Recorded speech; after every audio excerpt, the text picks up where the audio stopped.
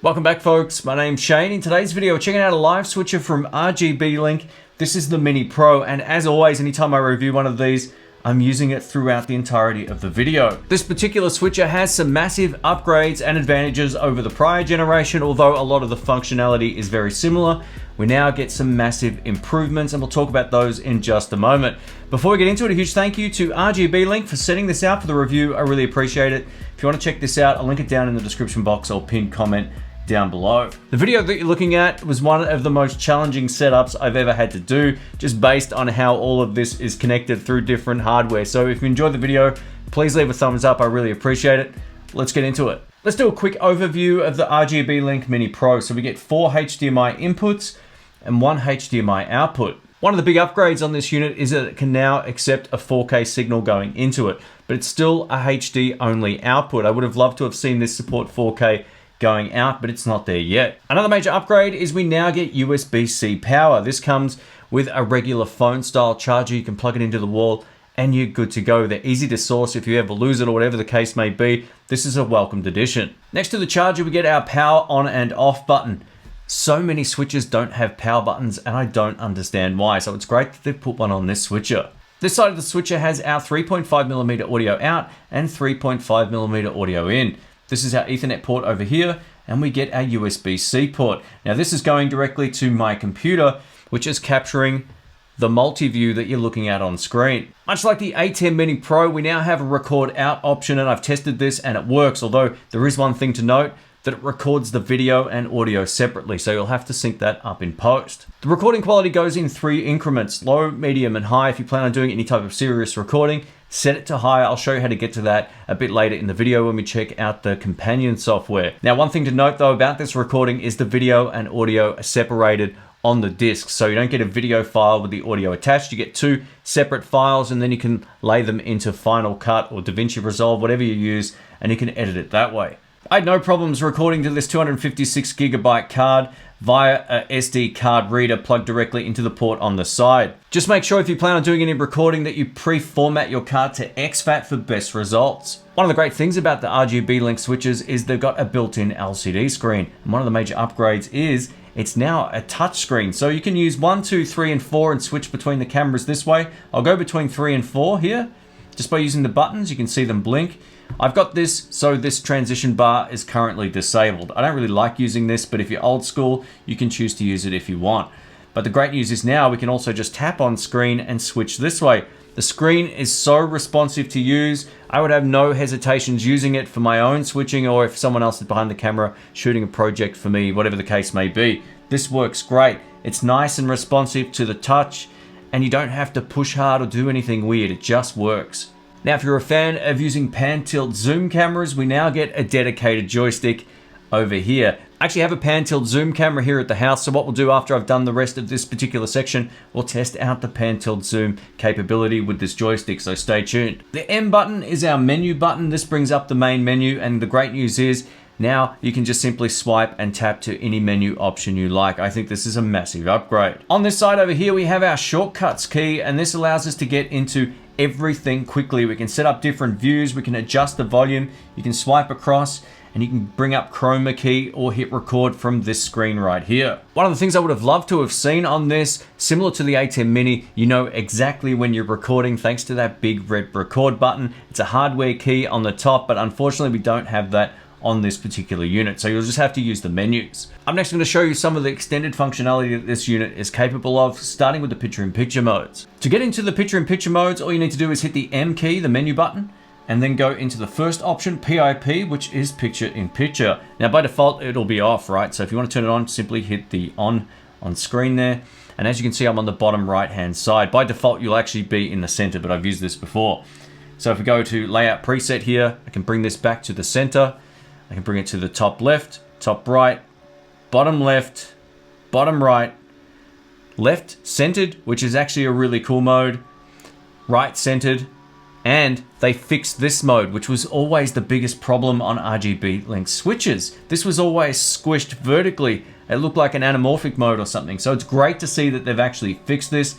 Well done. If you plan on adjusting the B layer, which is the one that I'm in, A is the big one that you're seeing on screen, we can go to the adjust option, As we tap this again, we can change between A and B and change and scale them this way. So if I hit the up button here, you're going to see it's going to shrink this way. I would have loved to have seen this scale properly so it doesn't ruin the proportions. Now I look a little bit stretched, so which means I have to use the left or right buttons here to kind of get the scaling right. This should have been set so it just scaled perfect, like actually just brought everything up linearly. Anyway, you know the word I'm looking for. As opposed to having to do this manually, it's a bit of a bummer.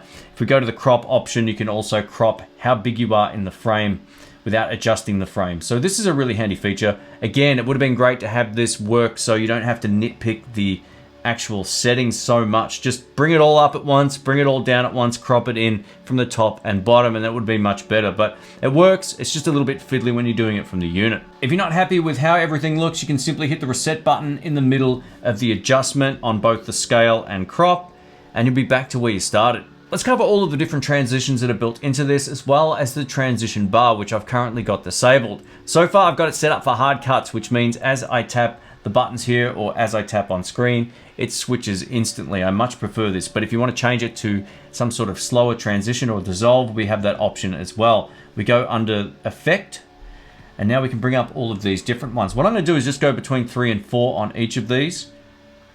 That's a nice transition right there. The next one. These should be used sparingly. I've never been a huge fan of all of these different effects. I'm not sure why switches have so many of them built in, but it is what it is. You might like them more than me. I'm really partial to just the hard cut. I think stuff like this looks a little too 1990s, but it is what it is. That one actually doesn't look too bad as an opener, perhaps. There we go. It's going to the left. Let's just bring this up. Up. Here we go. This is the up one. It's the old barn doors. Oh, there we go.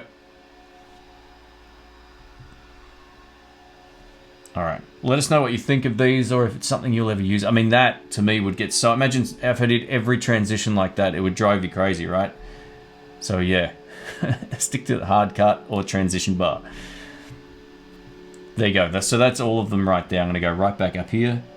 Actually, yeah, I'll just leave it set to hard cut, which I much prefer. I mean, look at this. It just looks so much better. Let's take a look at the transition bar and how it operates. So from the main menu over here, we go into mode, and we can turn the T-bar on over here. Now, if we take a look at the preview window, you can see that I'm in green, but the scene that was going out to the audience is in red. So if that's not clear, I'll show you what I mean. So to get over to the green now, we have to use the transition bar. I've got this set to a hard cut still, which is why it's just instantly going, which doesn't make the user experience easier. But where this really comes in handy is if we're using a transition. So let's go back into the menu. We'll go into Effect. We'll go into the simple dissolve or transition here. Now, as I use this, it's going to look much better, right? Depending on your use case, you may or may not like this. You can leave it set somewhere in the middle if you want a cross dissolve like this. Again, like a 90s music video, whatever the case may be. But it's just an option that's there if you so choose to use it. For me though, the hard cut looks infinitely better. Let's talk about the audio features built into this unit. So for the first time on an RGBLink Mini, we now have the ability to mix audio sources from the HDMI inputs. I still recommend only using those.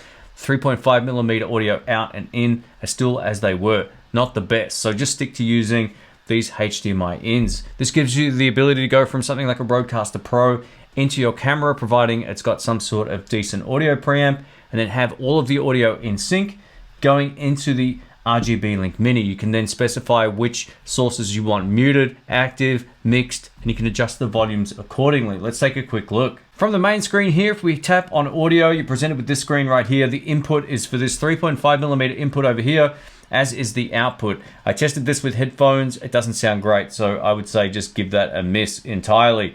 Now, the great news is you can mix any of the signals from HDMI 1, 2, 3, and 4. You can also enable and disable them. Sometimes wish that screen stayed there for a bit longer. So as you can see, if I go into HDMI 2, you can see that I've currently got it set to off. We can adjust the volume just by using the touch functionality on screen, which I think is really cool. If we go into the red one, which is HDMI 1, you can see I've got it set to mix and that the volume is at 50, which is half of the volume I just found that to be a safe way of getting great audio out of this, and you've been listening to it throughout this video. You can now also adjust the audio sync. So if one HDMI source is slightly out when it comes to its audio, you can adjust that as well.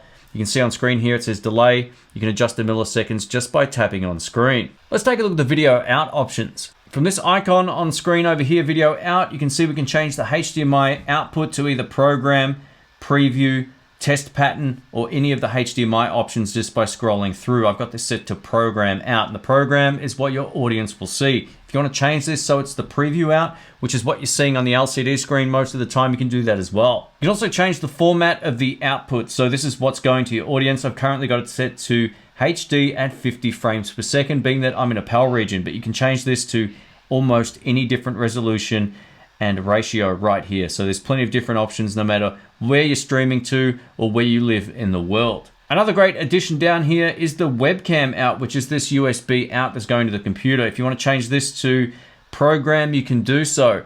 That's how you'll be using this 90% of the time, is on program mode instead of preview, but I've switched it up. The only reason I've got this sort of in reverse right now is because the HDMI is my recording, the clean feed that goes to you guys at the end, and the preview is what I'm recording via my computer. And this allows you to see exactly what's going on in the multi-view. RGBLink Mini Pro is essentially detected as a webcam.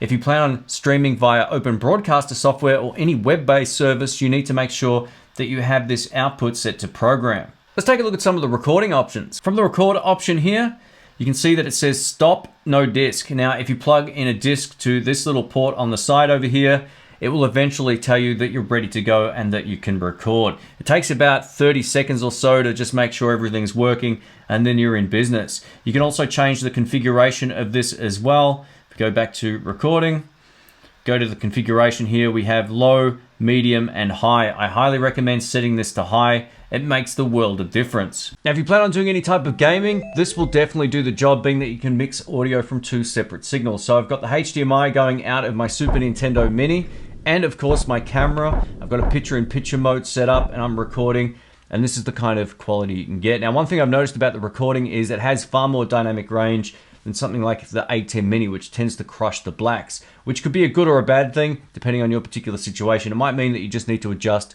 the contrast a little bit in post, but let's give this a shot. This is one of my favorite games of all time. Super Ghouls and Ghosts. It's brutally hard, and I haven't played it for a long time, but I'm just here to show you that you can mix audio from one source and another like this, and there's no latency or lag. Looking at the HDMI screen, it looks fine. So I've already tested this out, but here it goes.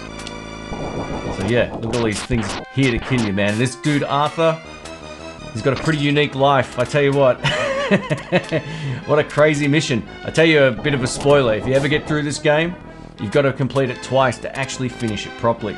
Brutal. Let's talk about the Chroma key experience. So technically this unit supports it, but I'm unable to get it to work. The closest I was able to get to any sort of transparency was turning this green gray, but I couldn't get any overlays to work. I've got the instructions right here. I tried this yesterday. I tried it an hour before starting to record this review video, and I've tried it again in between all of these edits, and I just can't get it to work. So this just could be a user problem on my behalf, but I'm just having a whole lot of bad luck with this Chroma key experience. So check a few other reviews. Odds are it could be this guy right here, but if I'm unable to get this to work after spending so long, maybe there's a flaw with it, or maybe it's just a little bit too complicated. When I hear back from RGBLink, if I can get this to work and I follow their instructions, what I'll do, I'll post a tutorial on how to get this to work when it comes to chroma keying. One of the strengths of the RGBLink gear is that it works really well with PTZ cameras, or pan tilt zoom cameras. So what we're going to do now is I'm going to change the setup so we can hook up this guy, and then I'm going to control it using the switcher. Here we go. All right, let's try the pan tilt zoom functionality with this guy right here. This is a pan tilt zoom camera from RGBLink called View, as you can see up here. I've got the PTZ camera hooked into HDMI port number 4, so let's go over to number 4, and now you're looking at the pan tilt zoom camera. So this is the kind of quality you can get from it, but the cool part is how we control this camera using this switcher. What you're about to see now isn't any picture-in-picture mode. I have to do this in editing just to make sure everything works. So you're gonna see an overlay from my GH5S over here on top of the pan tilt zoom camera. Now, to get all of this to talk to each other is a little bit convoluted if you haven't done it before. Setting up a pan tilt zoom camera, it's the hardest thing in the world, but it takes a little bit of messing around. But once you've got it, it's nice and simple to operate. So to get to the screen that allows us to operate everything here, all we need to do is push down on the little joystick, and it brings up this option right here. So now what we can do, I can zoom in by tapping on screen. Here we go. Now I've got the responsiveness set a little bit fast, so I'm just tapping slowly right now. I can reset this as well. Pretty sure, yep, there you go. That's the widest that it will go, and I can go all the way in just by using the zoom control on screen. Now this is getting a little bit uncomfortably close here. And I've got it set to manual focus as well, so it doesn't do anything weird in terms of pulsing. There's a focus option here as well. If you want to adjust the focus, you can do that or set it to automatic focus. Now the location part is the fun part. So what I can do here is simply just move it left and right, up and down using this little joystick. So you get it behind the third wall. Is that what it's called? A fourth wall or something like that? Anyway, see how you can see the back of my desk? You never see that in this room when I shoot normally. So I can position this however I like. I can move it however I like using the joystick. You can completely customize and configure the camera to move slower if you so choose. There's all of that functionality as well, but this is just a basic showcase of how this operates. Let's take a look at the Exposed Software Companion app. I've downloaded it for my Mac, and this will allow us to control everything that we've seen so far within the unit and all the other features that I haven't even touched on. This is a pretty elaborate piece of kit. So if we click on search, it will bring up 3 demo units. I really wish I could delete the demo units, but for whatever reason, they're always there. The one that I've actually got on my network is this one. Now, if you're having trouble seeing it from this page, you need to go into the settings of the RGBLink Mini and turn on DHCP, which allows your router or router, however you want to say that, to determine an IP for the switcher. This makes it pop up in this list almost instantly. So here we go. As you can see on screen, we get a software representation of the switcher. Now your instinct would be to double click or click on the big 1, 2, 3, and 4 in the center. They still haven't enabled that. So RGBLink, talk to whoever writes the software and make that a function that works. And instead, I have to use the small circles on the side of the T-bar. Either's great, but it'd be great just to be able to tap 1, 2, 3, and 4 like that as well. I think that's cool. Let's take a look at the menu. I'm not gonna configure the menu at all because the way I'm recording, something will not be happy because I'm going out of one thing, going into another.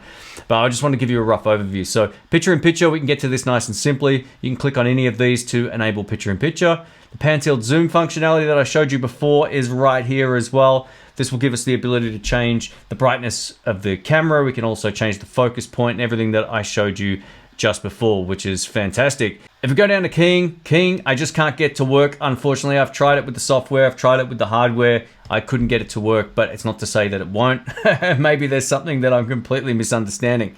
Effect here as well, we can change the transition speed if we want to use that. And here's all of our different presets here if we want to do any type of transitions. Now, I'm just gonna have to use both hands here. I can keep closing these because this gets quite big. If we go down to audio, here's our audio options as well. I just knocked something, so you're now listening to just this microphone being recorded. Okay, so we've got delay time, audio follows video, that's what AFV means, and we can set our delay time. It basically gives you, it's all pretty self-explanatory, it gives you all the same options that we saw before. Our record setting is one that I want to show you here. See the 3 settings, low, medium, high. Just leave it to high if you want the best video recording. You notice there's the typo here, video out. Doesn't really matter, it's just worth noting for the folks who write the software. And here's all of our settings here. We can change the language, we can reset everything, bring up a test pattern, we can password protect it, but there's heaps of different options within the software. The great news is though, once you're familiar with either the software or the hardware, both are pretty much very intuitive. So if you learn just how to use the hardware, you can get it onto the software and it will just work. Thanks for watching, folks. My name's Shane. I'm gonna give you my thoughts about the RGBLink Mini Pro. So overall, this is a really great unit, but there's a couple of things that you need to know about it. Firstly, I love the fact that you can now mix audio from up to 4 HDMI sources. This is an absolute game changer for anyone stuck with a single HDMI audio source only type switcher. So this is a really great feature. Although the audio interface isn't as intuitive as the A10 Mini Pro, it still works and it works well. It might just take you a few trials to get it to work properly, but overall, this is a welcomed addition. If you own a pan-tilt zoom camera, this is the best switcher I've used. The hardware keys on the front mixed with that joystick make navigating a pan-tilt zoom camera extremely easy, or at least moving it around. So it's a very good switcher for that scenario. If you're a gamer, this switcher will work for your particular needs. You can go straight out into OBS, whatever it is you're encoding to the web. This is a really powerful feature. Now, if you're a podcaster, you can make this work, but what I'd suggest is using an XLR adapter on your camera to get the best audio. Route your Rodecaster Pro, whatever mixer you're using, into your camera's XLR adapter and then select that source on the switcher and you'll be in business. The only small issues with the switcher that I faced was I couldn't get the green screen or chroma keying to work, but this could be user error. Again, if I get this to work, I'll do a follow-up video coming up. Secondly, I noticed that sometimes when I was using the hard cut, it would give me an extra frame from one of the other views. It was a one frame only, and I noticed this in editing. So if I noticed it, odds are you might have noticed it watching this back, but this only happens on the hard cut. It never happened once while I was using any of the standard transitions. And thirdly, if you plan on using this switcher to record directly to media cards like I was in this video for those examples, just know if you hit stop, you have to wait a while before you eject the disc. Otherwise, you're going to get a somewhat corrupt file and the audio and video won't sync. So just give it about 30 seconds after you stop recording to make sure that that file is saved. It was just something I noticed, especially when recording for longer durations. At the end of the day, this is a really powerful little switcher. If you want to check it out, I'll link it down below. Thanks to RGBLink for sending this out. And if you have any comments or questions, please let me know in the comments section, as I'm active in the comments, unlike a lot of big channels. I'll catch you soon. See ya.